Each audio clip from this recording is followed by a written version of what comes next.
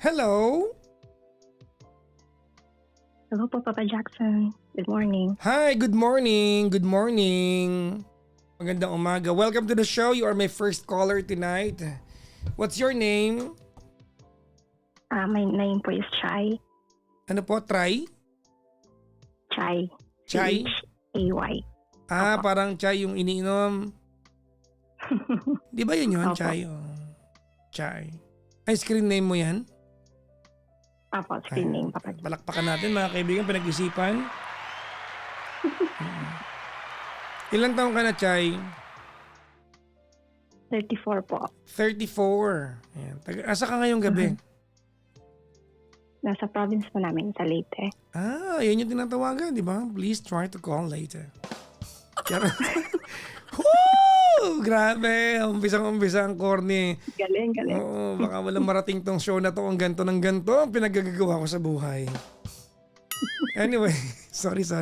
Sorry, akin. Anyways, Chay! Anong ginagawa sa buhay? Yung suki niyo po ang mga color, VA po. VA. Oh. Opo. Nako, marami ka na utang sa akin. Ha? Kasi Yes po. mangungomisyon na ako sa inyo eh. Di ba?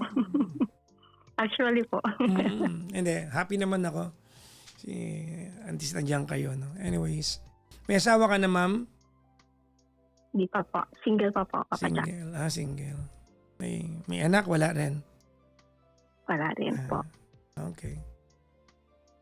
May jowa? Wala sa ngayon po. Wala. Pag-usapan natin. Ano, Papa Jack?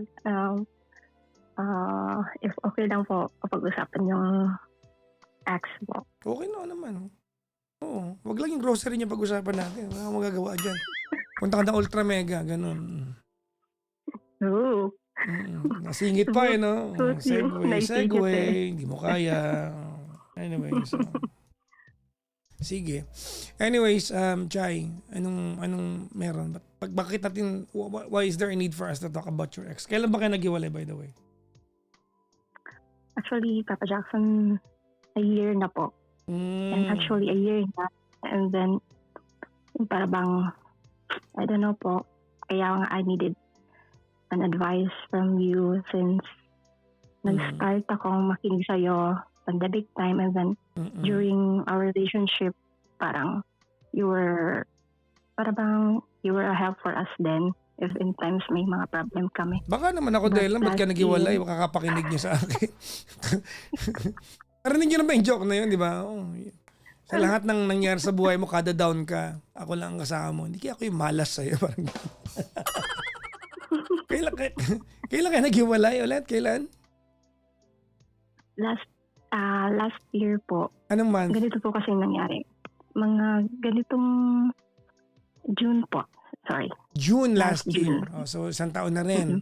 Gaano katagal naging kayo? 5 years, almost 6 years. Almost 6 years. Sino nakipag-iwalay? Papa Jack helped me, enlighten me. Actually, yung nangyari is, isa siyang taong nag-undergo na ng, and diagnosed na din ng depression 2 years ago. And last year, May, prior dyan, months before May, para bang medyo may mga signals na parang she wanted to, by the way, Papa Jack, I am one of the members of LGBTQ. So babae pa nag-uusapan natin dito? Apo, lesbian siya. Okay. Then, months before May of 2025, parang may mga signs siya na parang she wanted to end the relationship na. But yung ginagawa niyang alibay is, huwag akong guluhin if ever magtatanong ako sa kanya, ba't ka nagbago ng ganito? Or parang bang nasi-feel ko na naging distant na siya sa akin. So, ako naman kasi, I wanted to know why, and ina-handle ko siya with care kasi knowing she is suffering from depression. Okay. So, I thought, para bang last year, we started our year. Dama ko din naman na she wanted to make up to me or, trying to fix everything. But one morning on May, may sinabi siya sa akin na, pwede bang, actually, dun kami sa Cebu that time, both. Mhm. And siya taga Negros siya. Then ako dito sa Leyte. And we met in Cebu for work. Okay. And one morning, sabi niya, pwede bang umuwi na ako sa amin? Yung ganun ba? Parang nabigla ako lahat-lahat. At sabi ko, Magka-live-in kayo na, sure, di ba? Opo. Yes po. Mm. For 5 years duration ng relationship Mm. namin din. So, kumbaga, Then- she wanted to move out of that place that you were living in together. Kasi parang araw-araw na din pa siya. Yeah, May okay. pang may a little petty things, may mag-aaway kami. Siya yung tipong taong para bang Mm. hindi na natin pag-usapan kasi ikaw na naman yung tama or yun pa rin lang naman yung solusyon. Magiging resulta ng pag-usapan natin. Yung ganun ba? But me, naniniwala naman ako nga every time may conversation kami or may conflicts, iba-iba naman yung mood ng tao or we can fix things. But paano ba yung tawag niyan? Ako, siguro may gigil na din na i-fix naman natin to kasi hindi din, I know, I understand you. Yung pang feeling ko ma-okay naman namin, but since para bang hindi na kami paano ba i-explain? I wanted us to be okay, but I really don't know how to handle her na since maybe she wanted to end everything na ibang environment or hindi na talaga niya ako gusto or what.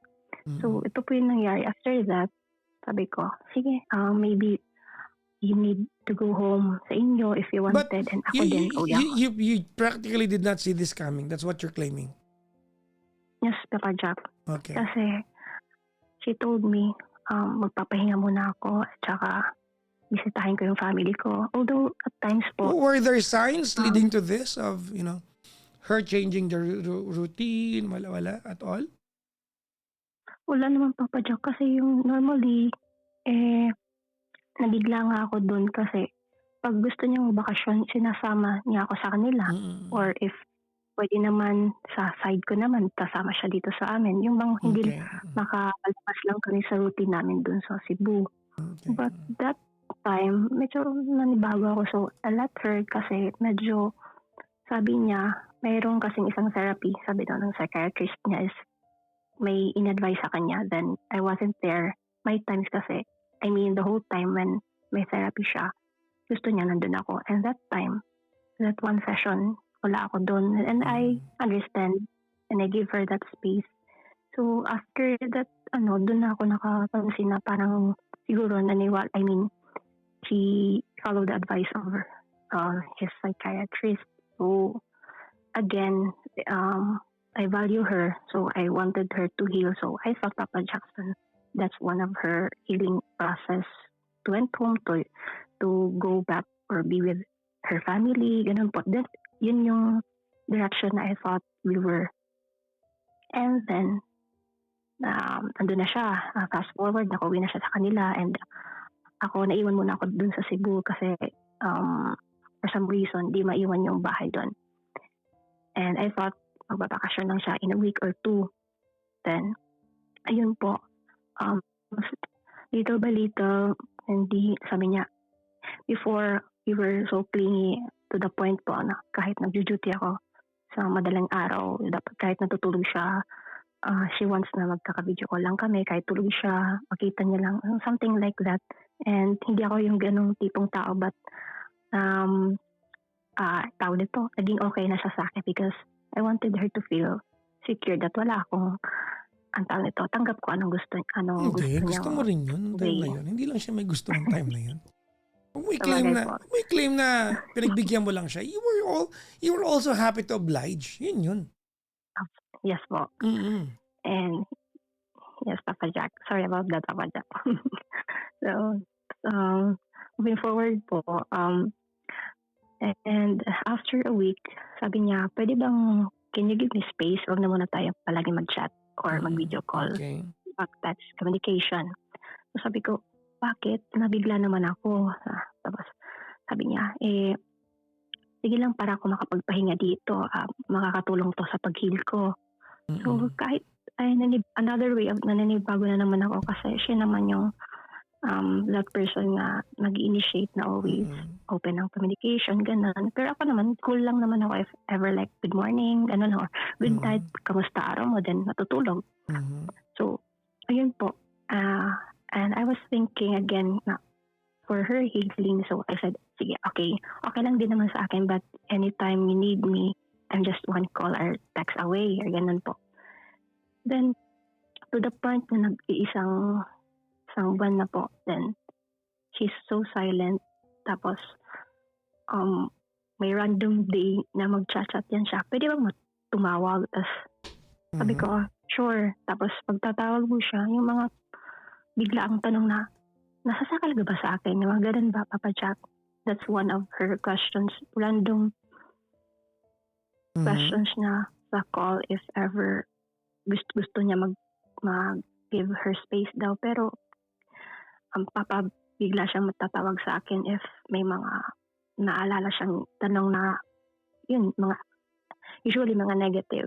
One of it, sabi, nasakal ka ba sa akin? Dahil pangalawa, bakit di mo ako, ang tawag nito, parang, bakit di mo ako pinipilit kayo makipag-communicate sa'yo? So ako naman, firm lang din naman ako sa, I thought, the direction sa nangyayari is, sabi ko, I mean, bakit ka nagtatanong ng ganito ngayon? Sabi mo, wanted to heal now. Usap tayo pag makabalik ka na rito, or gusto mo bang pumunta ako dyan sa inyo? Okay ka na ba? Yung mga ganun po, Papa Jack. Mhm. And fast forward, yun na po yung nangyayari from May to June. And silent na naman. I give her the space because she wanted that. Pero her term po kasi is I wanted to heal. Sabi niya, give the space, I wanted to heal. So yun yung pinanghawakan ko po. Mhm. And one random afternoon ng July, someone added me sa Facebook na Naku. nakalock yung profile ko. Naku. And then, ano po, ako naman, hindi kasi ako pala accept, or in a way, gusto ko lang yung Facebook ko, yung nasa friend list ko is yung kilala ko, or kahit friends or batchmate ko ba, or kamag-anak, or family member, yun lang po. Then, so, naintiga ako, sabi ko, tinignan ko yung location and they're on the same place, doon sa province nila. So, in my mind, sabi ko, wala na akong ibang tatanungan. Siya lang naman nasa isip ko. So you Kasi, ask her, okay. kilala mo to? Ganun. Yes, and I asked her, sabi ko po, hi, hindi naman ako yung actually nag-initiate na after how many silent days yan, Papa Jack, sabi ko, hi, kamusta ka na? Sabi ko, are you doing fine? Pwede magtanong, kilala mo to si ano? Ni-screenshot ko pa yung parang face niya lang naman, tapos yung pangalan sa Facebook. Nako. Sabi niya, yan, dito na po yung actually why I called. I don't know, but when she answered me, sabi niya, bakit ba? Di ba pwedeng maging masaya ako? Then, alam mo, Papa Jack, yung na-feel ko that time. So kumbaga parang it's a confirmation that, kasi out of context yung sagot nila kung wala naman something sa kanila, di ba?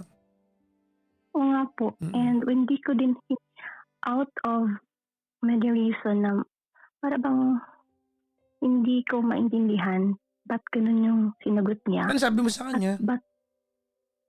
Nanggigil ako, Papa Jack, para bang Paano? may naanong tubig na sobrang init na init. But sabi ko, can I call? I wanted to talk things kasi hindi ko na siya makakausap for a month, and maybe mali lang ako, or maybe a best friend lang yun. Pero why she answered me that way nga? Hindi ba ako pwedeng maging masaya nun? So I told her, can I call? Nandun ko na nalaman, binak na pala niya ako or whatnot. So anyway, nag-usap kami. At nagalit ako kasi in denial ako in my mind na baka ito yung na-feel ng heart ko ngayon. Bakit ganun yung sagot niya? So again, he answered me. Para bang hindi na yung boses niyang medyo malambing, or I Mm. mean okay or happy. Kumbaga detached Yung na, tone, alienating na yung dating. sabi Mm. niya sa akin, bakit ba? Yung parang ganun, parang galit na wala namang ginawa.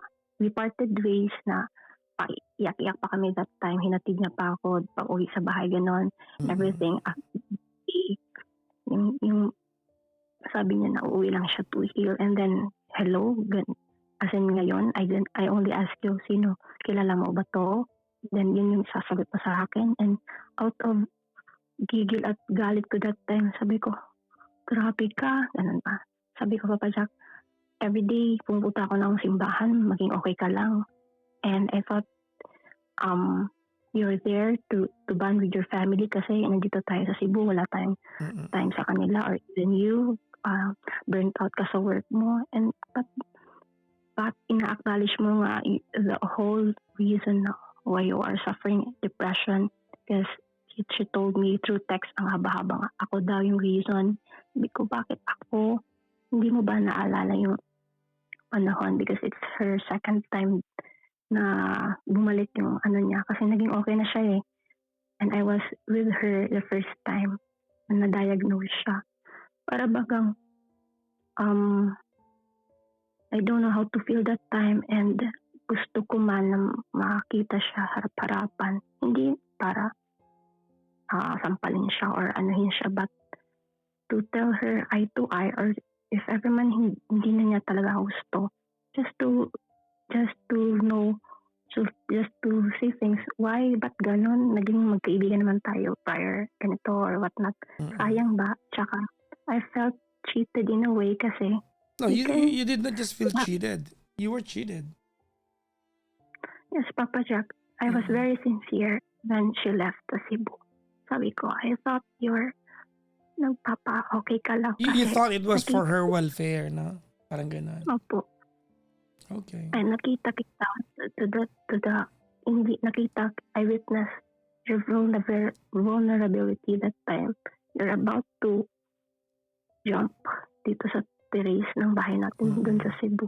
Okay.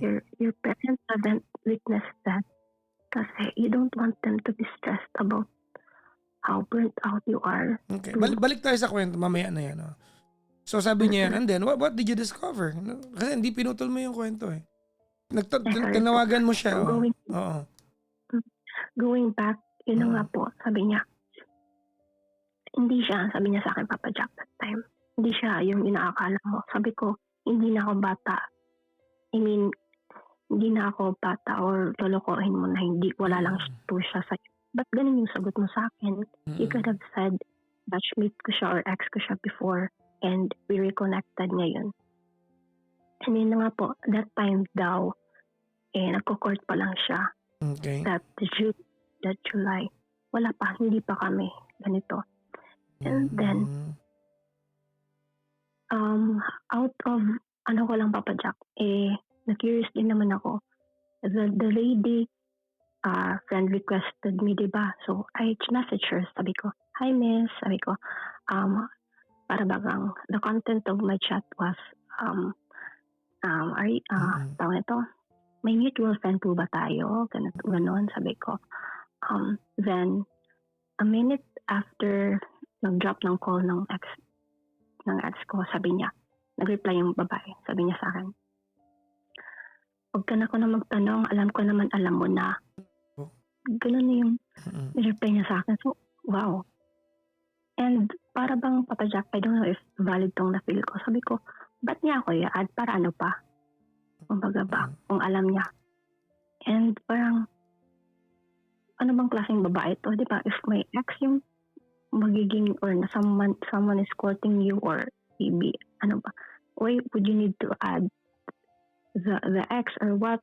Kung kayo na ba or what? Para bang, ano pa pinapagmukha mo?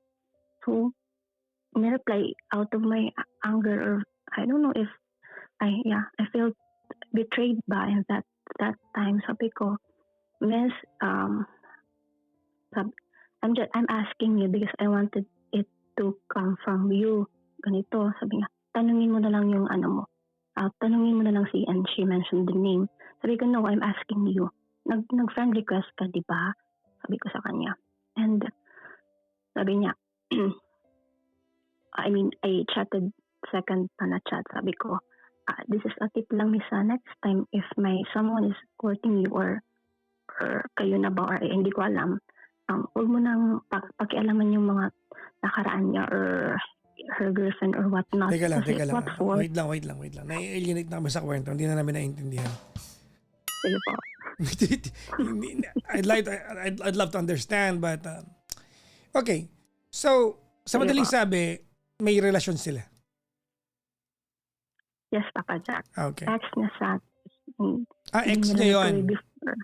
Mhm. So, ex niya yun before naging kayo. Yes po. Okay, so kumbaga they just went back into keeping in touch. Tama ba? Mhm. Yes, Papa Jack. Okay. The- So, yun Yung mga panahon. na yung paghihiwalay nyo. That ended everything. I could say, Papa Jack, that ended everything kasi wala na yun na nagkandalet-salet na sana. Yung pwede sanang hindi na sana balik ng Cebu. I mean, bumalik siya, kinuha niya yung gamit but ayaw ko siyang makita to that point. So yung kasama namin sa bahay na lang nandoon to be there, get her things, i-update sa kanya, yung ganun. Kasi wala akong, I mean, hindi naman sa nahihiya ko but naawa ko ano yung magagawa ko sa kanya. Baka may masabi pa akong ano. So, sa madaling sabi, that ended everything. Yes, Papa Jack. Okay. Hindi na kayo So, when she left, para mag-heal daw kuno sa province nila, ended up, she went back to an old lover. So, yung mga gamit niya, nabalik na lang sa kanya through a third party, no? Through another person. Tama? Kinuha niya po sa bahay, siya na nagkuha pero wala ako doon kasi binilin mo na lang. Opo. Okay. Okay.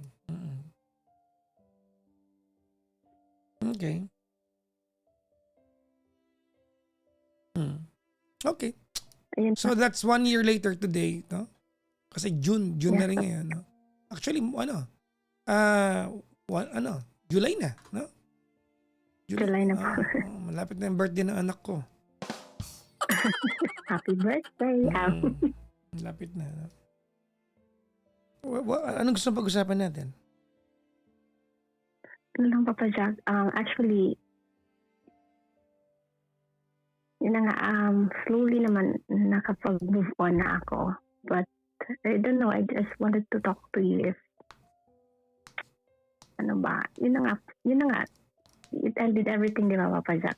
Pero, but, at times kasi, after a year after, a month after noon, para bang, tama po bang, naisip ko pa rin, bakit pa hindi na lang siya sabi na mag-break na lang kami that time na umalis siya or ang sakit kasi na para bang naiiwan ka lang sa ere.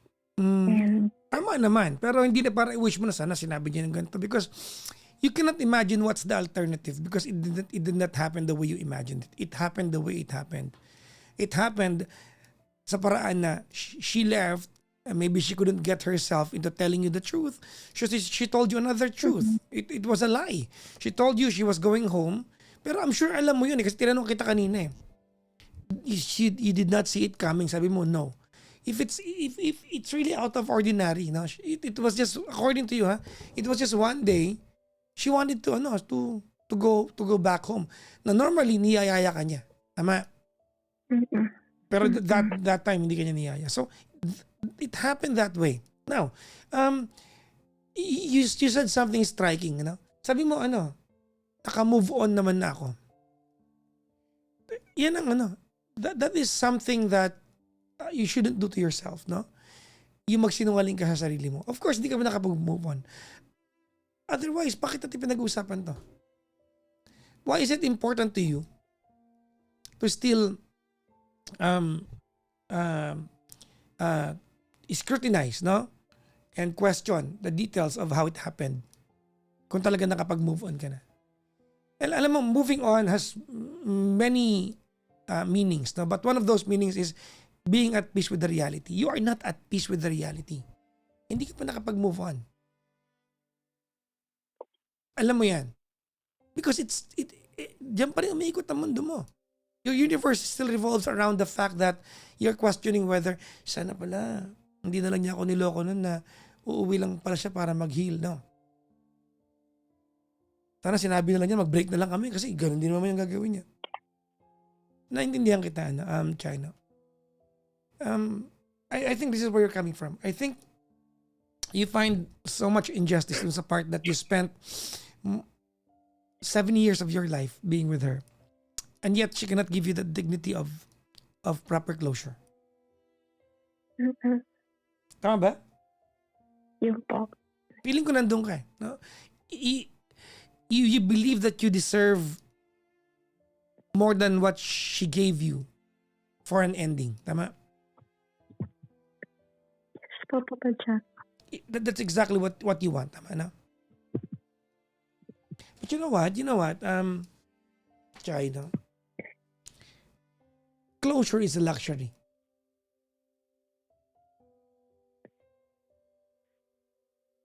Closure is a luxury. Not everyone will afford it. Not everyone can afford it. Hindi lahat ng tao ay kaya mag-afford ng closure. Hindi lahat. Sometimes we just have to embrace the reality. She's gone. She has chosen to be with somebody else. She has chosen to go back to an old lover. It was a conscious decision that she made. She did that. And demanding a closure from her will not change the reality. It might answer several or few of your questions, but it's the same pain. Pareho lang. Kaya alam mo, kaya maraming taong di makapag-move on because they require proper closure to a version that they think they deserve before starting to move on.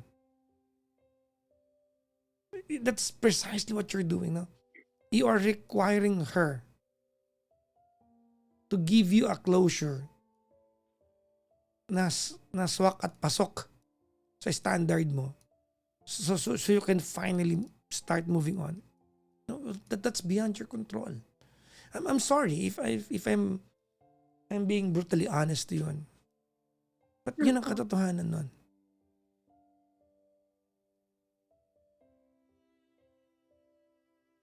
Yun yung katotohanan nun. She's gone. 1 year later, baka nga masayang-masaya na siya sa piling ng iba eh. Yeah. Diba? Opo. She's already gone. May mga bagay dito na hindi ako naniniwala, sa kwento mo. Halimbawa, you said you did not see it coming. I think hindi totoo yun. Hindi ako naniniwalang you did not feel and see it. Diba? You did not see it coming. I'm sure you saw it coming. But maybe you were too complacent and comfortable. You ignored it. Posible yan. Imposible hindi mo nakita yan. Looking back, putting 2 and 2 together, imposible hanggang ngayon. Alam mo yan. Because there will be signs, no? There will be changes in the atmosphere. I'm telling you this because hindi ito ang huling pagkakataon magmamahal ka. Magmamahal ka pa ulit. Opo. Of course, di ba? And if you don't learn how to be sensitive of the things you know you deserve, that's no longer given to you, mauulit yan. One day, biglang mawawala yung taong minamahal mo. Tapos nagkunyari kang walang nagbabago.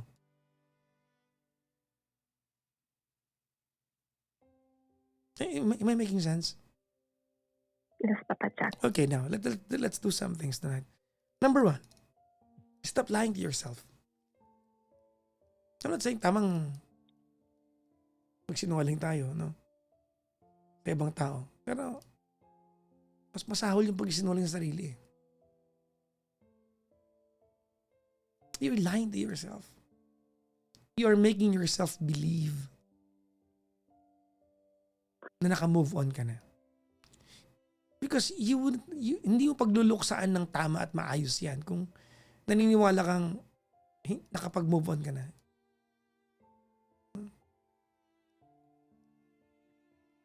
Hirap gamutin yung sipon kung inuuhog ka na, nagsasabi ka pa, hindi, wala akong sipon. Hindi mo gagamutin, di ba? Kahit lumulobo na ilong mo. Hindi mo gagamutin. Kasi naniniwala, hindi, wala akong sipon. Uuhog ka na, di ba? Ganon din ang pain eh. Pain is undeniable, parang sipon yan. Undeniable na sipon. Hindi mo kaya itago yan. Very evident yan sa iyo na nakakaramdam at sa mga tao na nakapaligid sa iyo. It's very visible. It's so visual. Just don't deny that to yourself. Tsaka bakit? Pangit? Isang pangit na bagay ba yan? Kung in pain ka, din pain ka. Nagmahal ka eh. Ganun talaga.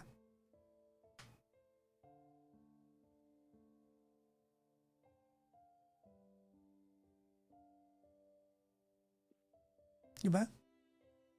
Yes, Papa Jack. That's number one. Don't deny it to yourself. Number two, stop asking questions that you think you deserve all the answers. No, you don't. You don't. Don't demand from her the version of closure that you think you deserve. Ask me why. Bakit po, Papa Jack? So, ibig sabihin, pag hindi niya binigay sa'yo, which she will never do, hindi ka mag-i-start mag-move on sa buhay. So, ibig sabihin, 1 year after niyo maghiwalay, hawak pa rin niya kung kailan ka magiging masaya? Ganon? Di dapat ganun, Papa Jackson. Of course not. Bakit mo hayaan na hawak pa rin ng ibang tao?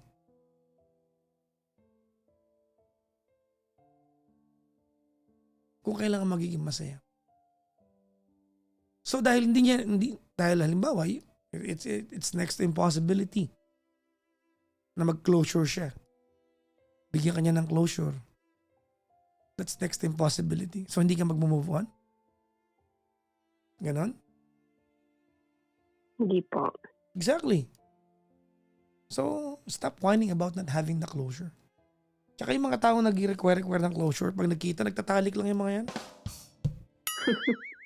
Oh, tatawanan niyo ako. Sige, oh. Natawa ka, no?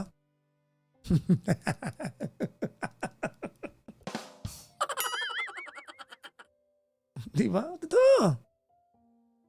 Sabi ni JC, oh, guilty. Kita mo natawa ka kasi alam mo possibility yun eh. Kakahubaran kayo ng bra, mamaya wala na kayong mga panty. Tapos, lagi mo maalala tong may club natin na. Ganun na.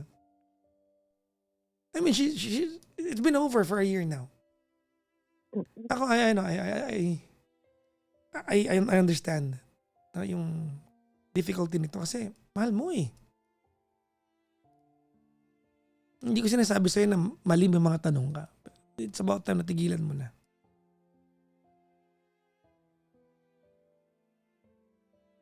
About time. It's just about time that you stop denying to yourself the chance of moving forward in life.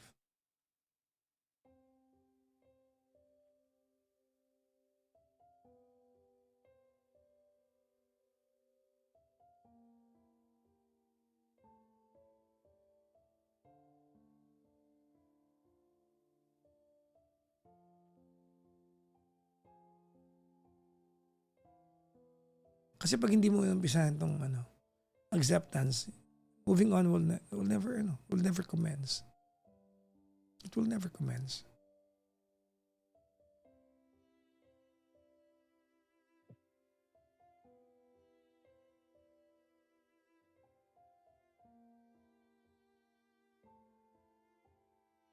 Can I share, Papa Jack? Of course. Konti na lang. Ano naman? Kahit marami. Kaya ko po nasabi kanina, in a way, na sabi ko, nakamove on ako kasi, again, di ba, nag 1 year na. And the difficult months na nangyari is from July until December, may mga random, hindi naman random pala. Every night, probably, always akong yun na nga, a day full of questions. Yun nga, sabi mo nga, I demanded closure na ganito. I wanted her to ask of things ganito, pero wala nang way kasi she blocked me agad after that day na I asked her, sino to, ganito. Block agad ng social media. Dinak niya ako kahit sa cellphone. Hindi ko siya natawagan na. To the point, nag-reach out ako sa parents at kapatid niya kasi we were close kasi. As in, family niya na talaga maituring yung side niya. At siya din naman dito sa amin.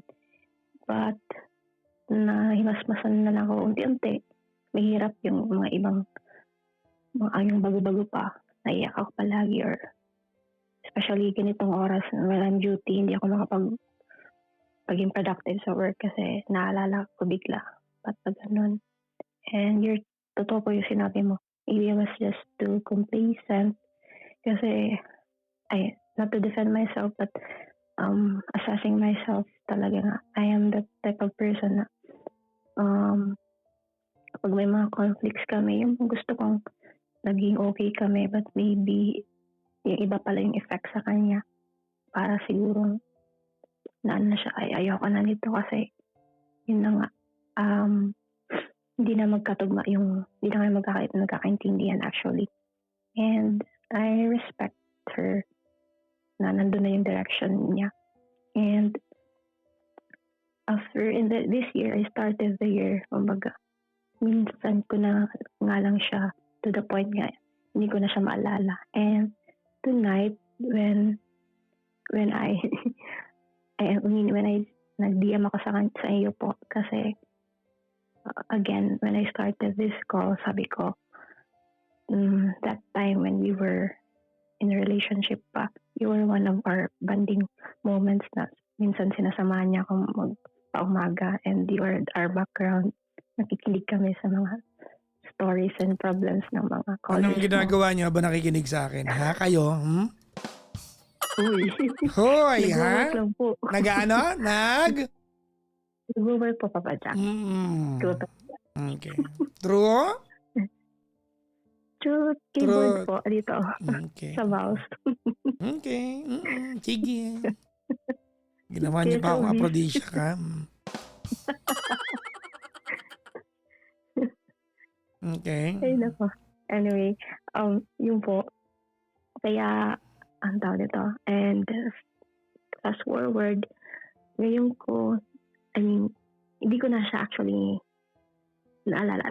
I mean, may mga times na naalala ko siya, pero not to that point ng panabagang nanggigil ako or nagka-question ako sa lahat-lahat. But since, yun nga, doon naikot yung mundo ko 6 years ago, or that 6 years. So, at times, naalala ko siya. So, what I mean, na sabi ko nakamove na kasi before, I'm not into wellness. Ngayon, nagpapaka-active na ako, nag-walking or jogging, doing exercise, going out, in trying to improve myself. I mean, my personal life na nakapatulong sa healing process ko din. If siya, sabi niya before, she was healing sa mental health. Yeah, ako naman parang lahat, physically, emotionally, lahat ng aspeto ng buhay ko para kasi lahat parang nagiba that time. So, kaya po nasabi ko nga, maybe in a way, siguro Papa Jack, wrong way lang yung pagsabi kong naka-move on na. I mean, on the process of moving on. And sabi ko sa sarili ko, it would help me more. Maybe, magiging closure na to sa what my life is if makausap kita. There's a certain healing or I don't know if nakakausap kita. Kasi you are a person na hindi ko kilala, hindi mo din kami kilala. Kilala ko kayo. So sure na Mag-anak ko kayo. Tigilan mo. Kilala ko kayo. Sabi ko, you're a person na hindi sugarcoat or pakasusuppal pala mo ako sa realidad. And correct nga, kanina yung nasabi mo sa akin. Like I am positive na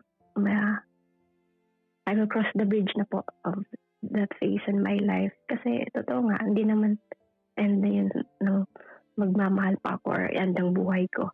I could continue moving forward sa life with the lesson, of course, ng nangyari. And positive lang sa buhay. Kaya po, thank you, Papa Jack, for this time then.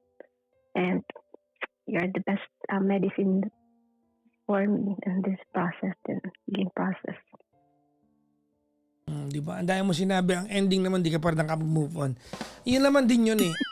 Gusto mong i-debunk ako na, Papa Jack, sabi mo kasi ka na di ka pa nakapag-move on. Sos talaga, Chay. We are not even going to have the conversation we had if you're really fully moved on. Na? So don't deny that to yourself. Na? Pag mo i-deny sa sarili mo yan, alam mo hindi ka pa nakapag-move on. Alam mo yan. Otherwise, we wouldn't have this conversation. Importante sa akin na marinig ko sa iyo to dahil I do not want you to be lying to yourself.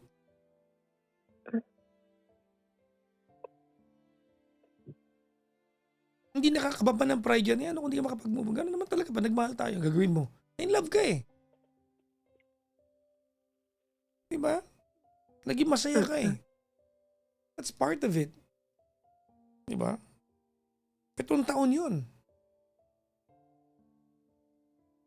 That's full of memories. Oh, that's almost a decade. Hindi, I'm not trying to put you down. Sinasabi ko, hindi ka pa nakapag-move on. No.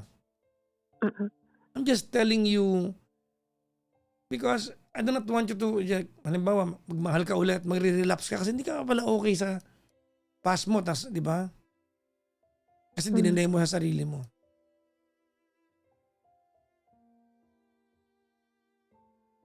Well, there's no any other direction naman but to move forward. There's no any other direction but to move forward. Wala namang ibang direction just but to move forward eh. So, di ba? Yes.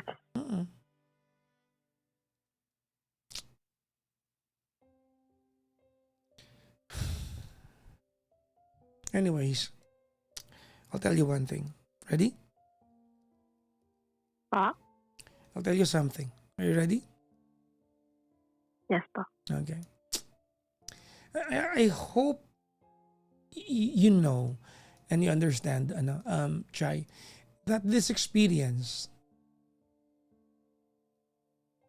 going through such an ending, must teach you something so valuable that the next time that you fall in love with someone, it will be a better version of an experience from you. Kaya ako sinasabi sa'yo na maging totoo ka sa sarili mo because that is the only way that you mature from pain. Huh? Hindi, okay lang kung ay maminin sa akin. Diba? But I want you to do this. I want you to do this exercise. It's very liberating to be in a corner and tell yourself, sakit pa rin, no? I still miss her. Yeah, but I know she's happy now. And I want to be happy for her. It's very liberating, no? To be honest, to have that conversation sa sarili mo. Until one day, you are going to skip the first line. You're no longer going to say, ang sakit pa rin, no? One day, you can just go ahead and say, you know what? I'm happy for her. Hindi na masakit. So I want you to feel how liberating it is to be honest to yourself. You don't need to do that now. You don't need to prove that to me. I just want you to remember that. Okay po. All right? All right po. This is what you get when you fall in love. Because it's never a guarantee that when you love someone, even if you have the bestest intention in the world, it's never a guarantee that we will always get what we deserve. Because after all, everything is a compromise. Even in the happiest relationships sa mundong ito, everything is still a compromise.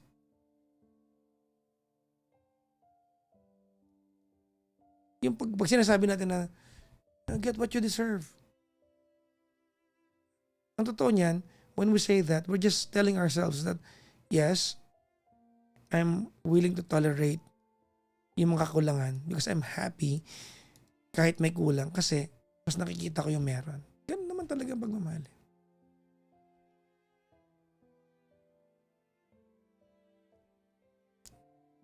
That's the beauty of falling in love. Okay? Okay po.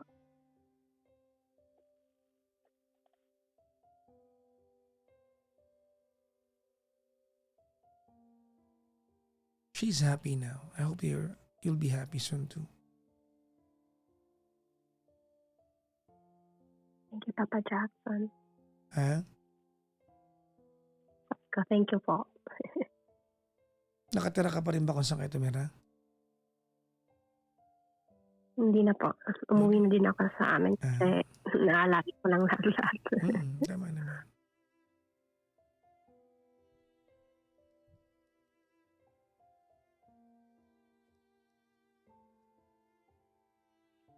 If moving on to you will take time, so be it. It's a process that's so personal. Sa'yo yan eh. Ganun nyo kung pwede lang magbenta ng formula ng pag-move on, yung madalian. Ang yaman ko siguro, no? Ang daming mga bilyonaryo, no? Mga broken hearted, bebentahan ko ng formula yan. Wala eh. Ang pag-move on, parang totoo, di ba? Kung bilyonaryo ka, di ba? Tapos sabihin ko, may formula ako paano mag-move on. Bukas, hindi na masakit yan. Siguro kahit 1 million, babayaran ako, di ba? Pero hindi ganun eh. Moving on is like our immune system. It's so personal.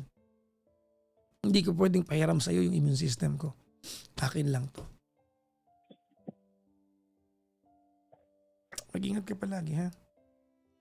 Thank you, Papa Jackson. Kayo din po.